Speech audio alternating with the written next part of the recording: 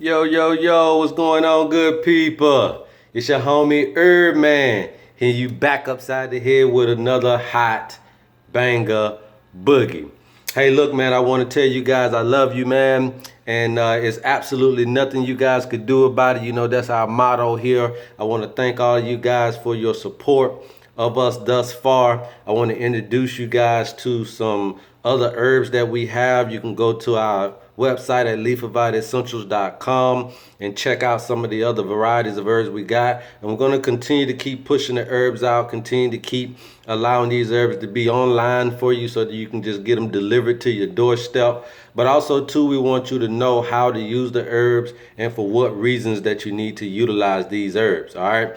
And so, with that being said, today we're going to be talking about combinations and how to make your combinations. And I know that the fall season is about to approach us, and then we're going to run right into cold and flu season. And so I have about 4 herbs here that I want to introduce you guys. Well, for some of you guys, I want to introduce you to that could really help you in the cold and the flu, in the when mucus get all into your lungs and you're coughing and you're just feeling miserable and you got a fever, flu, you're dealing with bronchitis issues, respiratory ailments, all those things. These 4 herbs are going to be very good for, and also too, they're going to be very good for your bowel or your stomach. And we're going to tell you how to combine them, and also to tell you some of the constituents that they're working with, so you'll know exactly what some of these herbs are very good for and what are some of the benefits that these herbs can do for you if you're going to utilize them. And again, we have them on our website.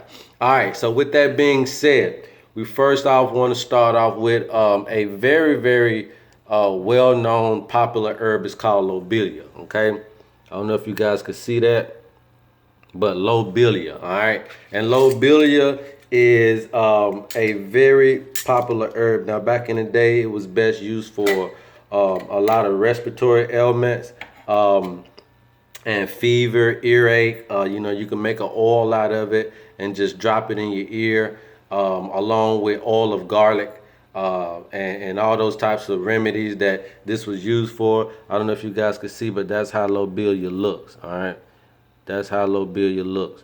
Really good herb, really fresh herb. Now, when you're using lobelia, you have to be very careful. It is an emetic, and basically what that means is that it will make you vomit if you take it in high doses. So we want to be careful about that. But as long as you're using it in low doses, which a lot of combinations don't really go over 1 part or 1 tablespoon or 1 teaspoon. So you're needing it in a lot of combinations, but you're never using it a lot, okay, if that makes sense for you. But if you use it in low dose, it also acts as an antispasmodic, and is basically grown in the tropical climate. Let me go to my lobelia page here and just give you guys a little bit of overview of it. Again, it's very good for respiratory ailments. It's very good for brain related ailments. So if you're dealing with like epilepsy, anxiety, panic attacks, lobelia is good for those types of things. It's good for backaches, bone aches. Again, we're talking about earaches. Some of the respiratory ailments are bronchitis, pneumonia, congestion, whooping cough, asthma, spasmodic croup, diphtheria, all of these different things that are dealing with the congestion and mucus in the lung area. Lobelia is very good for those types of ailments. It also is very good for muscular troubles like sprains, swellings, sore muscles, muscle convulsions, because it's an antispasmodic. Remember, when you're using it in low doses. So you can also use it for that. It is an antidote for bee stings, scorpion bites, snake bites. I mean, lobelia is just crossed the line, one of the greatest herbs on planet Earth, especially when you're dealing with it in the combination. When you're talking about treating things like joint pains, is good for rheumatic joint pains. It's also good for arthritic pains. Okay, so you can also use this with things like devil's claw. That is very good for arthritis as well. You can do this with a devil's claw, maybe a cayenne and a lobelia, especially if you have acute pain and you're dealing with those painful arthritic things. Then those 3 things will help you out. Cayenne pepper is a very good stimulant. And not only just for, it's good for ulcers, but it's also good for stimulating anything in your body, stimulating your blood flow, stimulating your heart, stimulating your bowel movement. Cayenne is very good stimulant all around for any and everything that you need to be stimulated. Okay, so if you're interested in all those types of herbs, man, this is your one-stop shop here, and we're going to continue to allow you guys to know about it. Now, you can use lobelia in a combination for asthma and bronchitis combo. You can do, and I have all of these herbs here, so I'll show you all these herbs. But for combination, you can do licorice in 6 parts. You can do a slippery elm in 3 parts, and you can do lobelia in 1 part, and that's going to be good for curing any kind of asthma and any kind of bronchitis issues you may have. All right, it's going to be very good at help relieving those issues. Okay, and this is what we're talking about when we're talking about parts. Now, when you're talking about parts, we're basically talking about weight. Okay, so you want to weigh out your herbs in that fashion, and you want to do those in parts. And so that's just one of the things that combinations lobelia is good in. I have a slew of other ones, but just think of lobelia as your go-to cold and flu and fever and congestion, lung congestion, and all that type of. You're going to need lobelia, okay? And we have it on our website. All right. Now the next herb here is slippery elm. Okay, I don't know if you guys have heard of slippery elm, but slippery elm is one of those go-to as well. And as you can see, it almost looks like cotton inside of there. Okay, it almost looks like cotton, and it has a lot of different fibers in it. It smells very sweet to the smell, and like I said, it's very like cottony, very fibrous. But it's very good for the digestive system. Obviously, it has mucilage in it, some of the constituents. And just to get back to lobelia, because I forgot to tell you about the constituents. Now, the constituents are the nutrients or the things that are beneficial inside of the herbs. Okay, so for lobelia, and this is just a short list of constituents, but for lobelia, you're talking about it carrying alkaloids inside of it, copper, iron, sulfur, resins, and that's just to name a few of the things that lobelia brings to the table when we're talking about the minerals and the nutrients and the constituents that it has inside of it. Now with slippery elm, we're talking about it bringing the mucilage. So like if you need to coat your lungs, coat your stomach, coat your esophagus, your throat, and all that type of stuff, then slippery elm is going to be one of those herbs you really, really need to research and understand. Okay, and not only does it have mucilage, but it also is packed with amino acids. It's packed with beta carotene and all those types of things. So, and that's just to name a few. Some of the other constituents that it has are things like calcium, iron, niacin. It's packed with few vitamin Bs. You got vitamin B3, vitamin B1. You got vitamin A, vitamin K, vitamin P. We're talking about selenium, potassium.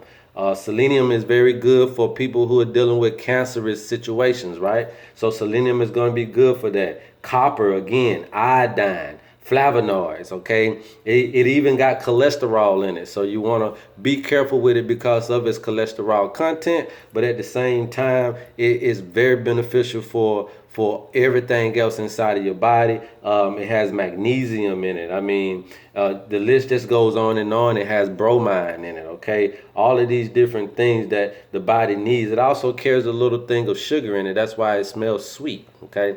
But this is all the constituents in it coming straight from the plant itself, okay? That's why herbs are so important. That's why we really need to understand herbs. I know you listen to a lot of herbalists and you listen to a lot of people come and tell you that you need to try these herbs and try these herbs, but they never really break down to you why you need to try the herbs, what's exactly in the herbs. I encourage you guys to follow our herb of the day.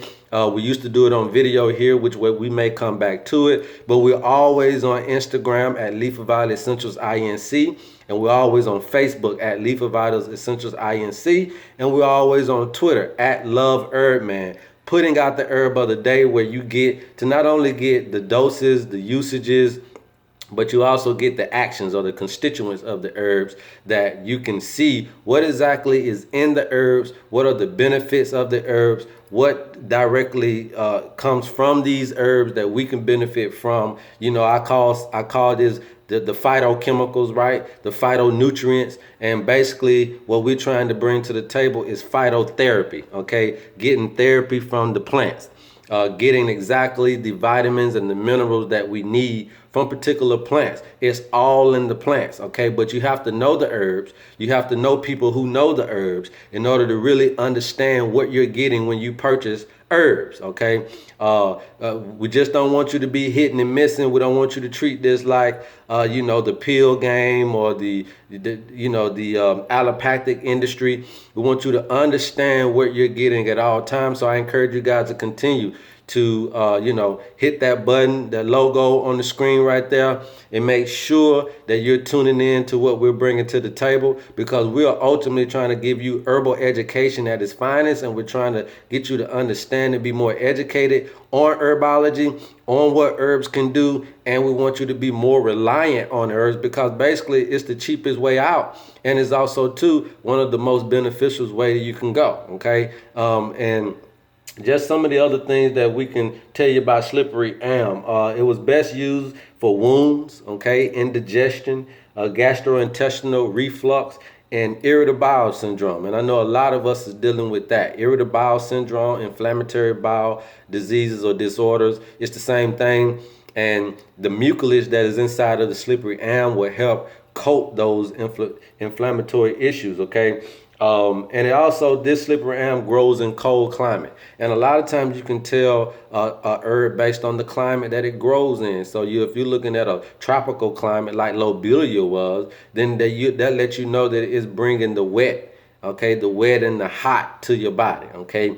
In a cold climate, it's bringing a more cooling sensation to your body, right? So if you have an inflammatory bowel syndrome, that means heat, then you need something cold. That's slippery elm.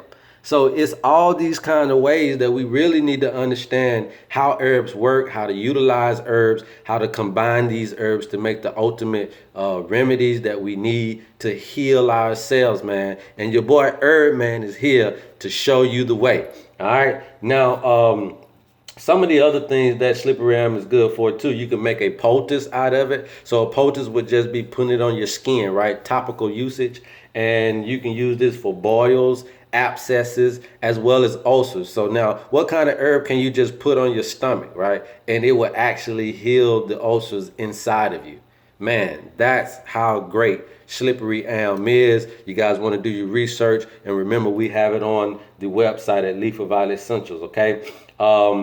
Again, we understand that it's very good for wound healing. It soothes irritated throat internally because of the mucilage that's in there.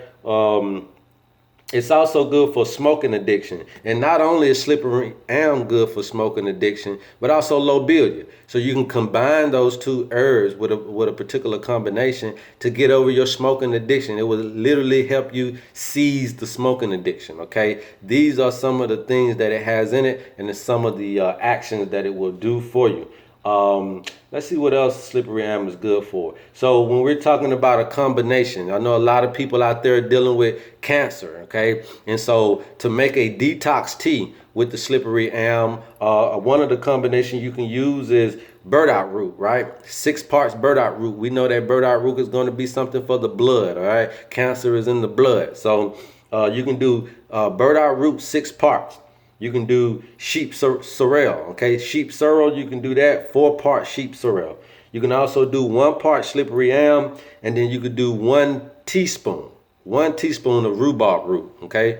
1 teaspoon of rhubarb root. Now, I do not have the rhubarb root or the sheep sorrel, but that is coming to our website in the near future. We're just trying to compile all these herbs, get all the information on them, and then put them all on the website. We want to have the top of the line, best adaptogenic medicinal herbs on the market that you can just be able to come to our whole platform, research the herbs, and get exactly what you need to make your combinations or to take one herb yourself for a particular situation. All right, that's what this is all about. We're just letting you see what the education system is about. Knowing the herbs, getting the research is nothing like knowing exactly what you need before you purchase it, so you know exactly what you got and know how to utilize it. All right, we're taking the guessing game straight out of it. We're taking the side effects out of it. One thing you're going to be able to understand is our herbs won't be toxic to you.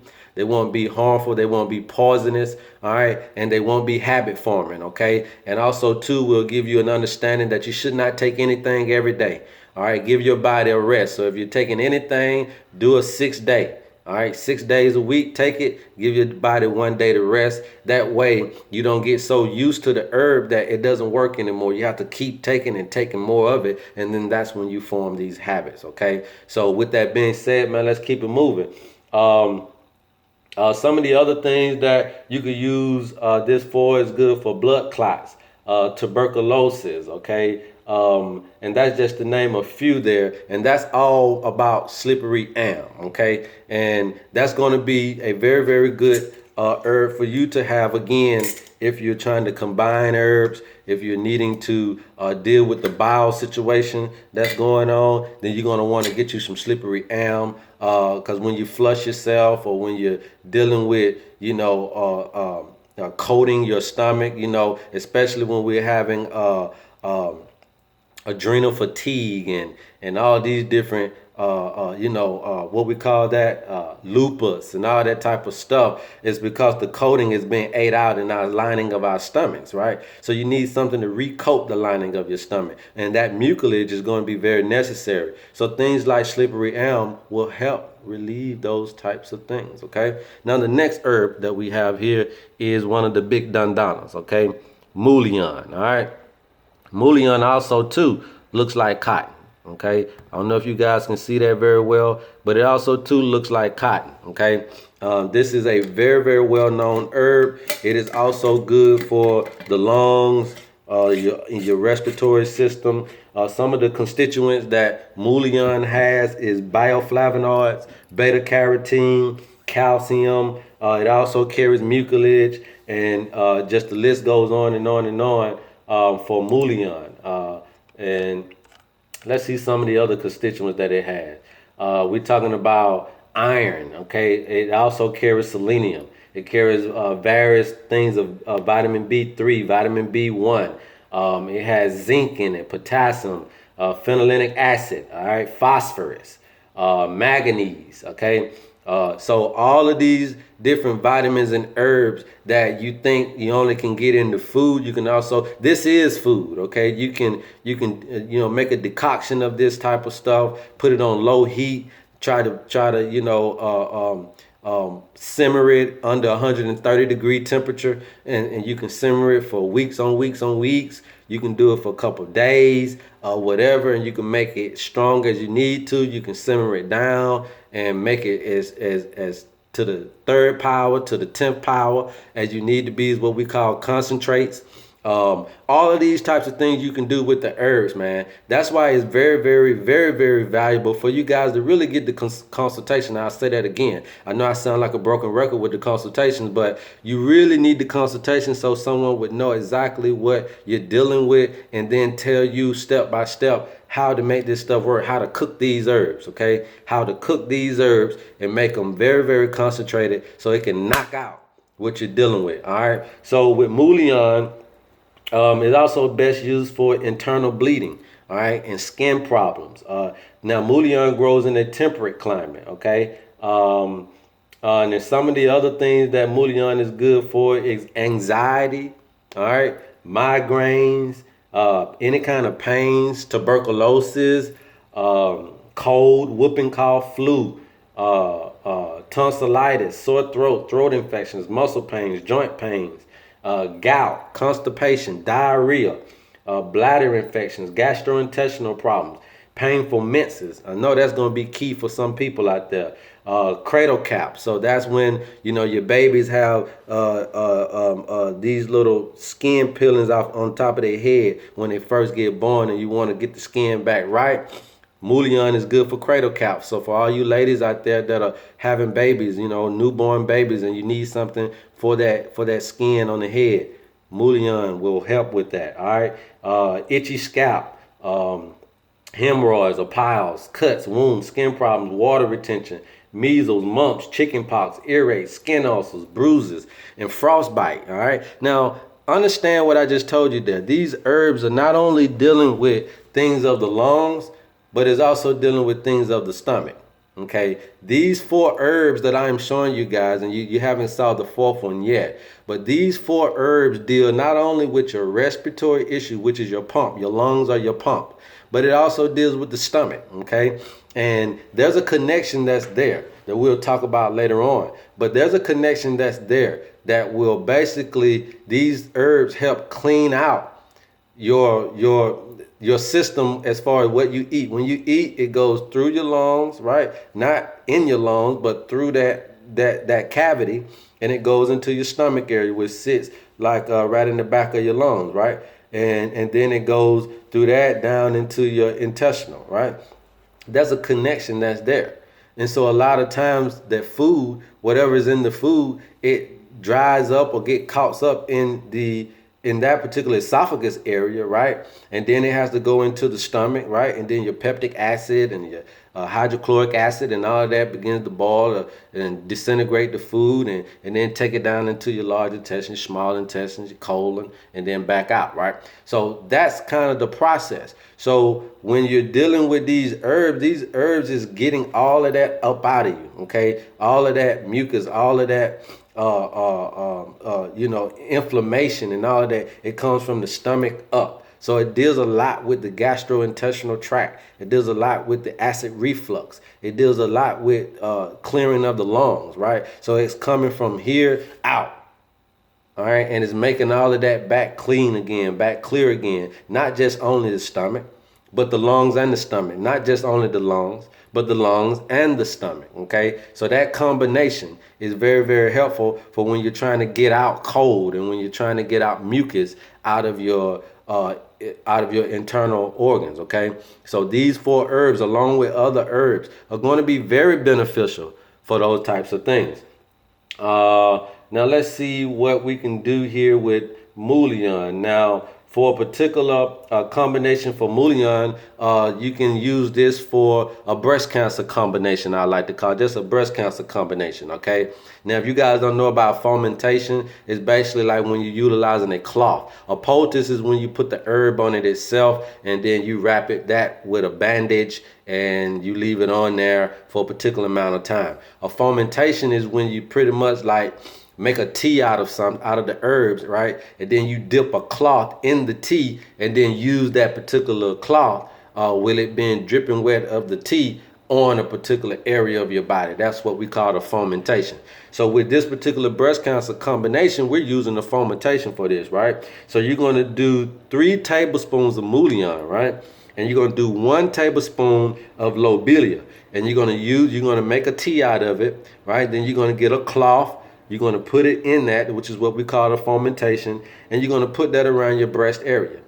And you'll change this fomentation every day, and you'll do this repetitively for a month, okay? And that should help in the breast cancer situation, okay? And then you guys just need to take my word for it, do your research on the herbs, and you'll see why these things work. And I think I went over some of the things that are in Mullion so that you could see exactly why they do what they do. And so the next one we're going to talk about here is one of my favorites, right? One of my favorites. This is also considered an adaptogenic herb, and this is licorice root, okay? Licorice root, okay? All of my herbs are in these dark cans because they should be in dark containers. I know y'all see a lot of people selling herbs. This smells good too. And you can pretty much put licorice in a lot of different teas just for it to get a taste to it. So if you're dealing with like bitter teas, just put a little, a little 1/8 to a teaspoon of licorice in there, and it'll sweeten it up very much, and then make it more palatable to you. Okay, that's just one of the offshoots that licorice root is very good for, is kind of taking the bitterness out of the teas. Especially when you're dealing with like things like cascada sagrada and a lot of the other bitter tonic herbs that you're using to clean your bile out, or to help with colon and all that type of stuff, or even some of the stuff that's just good for the intestinal tract. They're going to be kind of bitter most of the times. You just sprinkle a little licorice root in there, and that'll help with drinking the tea instead of using honey all the time. All right. So now licorice root. What is some of the things good for licorice root? Some of the constituents are vitamin B, vitamin C, fennel. We're talking about isoflavones. That's just to name a few. Let's look at some of the other things that it may have in it. It has glucose in it. It has calcium. It has amine, which is a amino acid. You're talking about isoflavones, manganese, again, potassium, resin, selenium, tannins. It has thymol in it, vitamin B's. It has sterols in it, saponins, phosphorus, magnesium, niacin, iron. I mean, the list just goes on and on and on with some of the nutrients and some of the constituents that these herbs have, man. It's all in the herbs, okay? All in the herbs, all right? Now, licorice root is best used for, again, cough, bronchitis, sore throat. It grows in a temperate, warm, and subtropical climate. So it's going to bring a more warming up, a more heated up type of scenario to the body, okay? So when you're feeling cold, which is what a cold and flu does for you, you want to feel warm, all right? Licorice root is going to do that. So you see how that does. When you need to feel warm, you got to know things like ginger root to warm you up. Okay, licorice root to warm you up. When you need to be cool, when you have inflammation and you're too hot inside, you need to be cooled down. You need to understand things like slippery elm bark. Okay, this is how you work yourself. This is how you know the game. This is how you play this thing when you're dealing with nature and yourself. You got to understand how to do this thing. You understand? Even when we're talking about how we eat, we got to know what foods warm us up and what foods cool us down. What fruits warm us up, what fruits cool us down. Okay, this is all a part of understanding nature and understanding when and where and why you should be eating these types of things. Okay, and you should be taking these types of herbs, and you should be utilizing this type of food for this type of season. Okay, not only just the season outside in the world, but also the seasons in your body. All right, when your body starts changing. What do you need to do to combat it? What do you need to do to encourage it or to complement what's going on inside? This is the information that you're getting right here exclusively on the Leaf of Vita Essentials HerbMan channel. So continue to stay tuned to this, man. Herbal education at its finest, all right? We got all of these herbs on our website. And so, like I said, licorice can be used in a whole slew of combinations. So it's not one or two different things that you can use this for, but also too, it's good for hot flashes, body pains. It's good for if you're feeling weak, mood swings, fatigue, breast tenderness, nausea, bloating. Again, this is one of those adaptogenic herbs, so it's going to definitely adapt to your body. It's going to try to balance you out hormonally. So that's going to be good. It is also an anti-aphrodisiac. If you do too much of licorice root, it can suppress your libido. So you want to be careful. That's why you just do it in small doses, okay? It has a mild estrogenic content. So again, you want to do it in low dosages.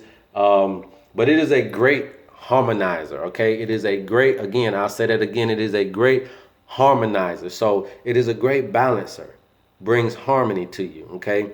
Evens you back out. And that's why it's so used in a lot of different teas, just to kind of balance out the bitterness. And the same way it balances out the bitterness, the same way it does inside your body. It balances out things. It makes it more harmonious together, okay? And so You definitely want to understand that it's called sweetwood or the grandfather herb because it's just been used in so many different things, okay? And these are just some of the herbs and some of the combinations that you need to know about. I'll continue to go along with some other things as we continue to make these videos. Didn't want to hold you too long. But this video is about these 4 herbs and how you can make great combinations out of these herbs, and you can definitely curtail your symptoms if you're dealing with cold and flu, and you're dealing with any respiratory ailments, any gastrointestinal situations, any skin problems, all those types of things. These 4 major herbs can really help you in. I hope you got a lot out of this particular video. We'll continue to hit you with combinations as we move forward. We'll continue to hit you with the herb of the day, and we'll continue to educate you. Free education for the nation. Hey man, I love you guys, and there's absolutely nothing you can do about it. Go tell somebody your homie is on, man. And until next time, peace. Yes, sir.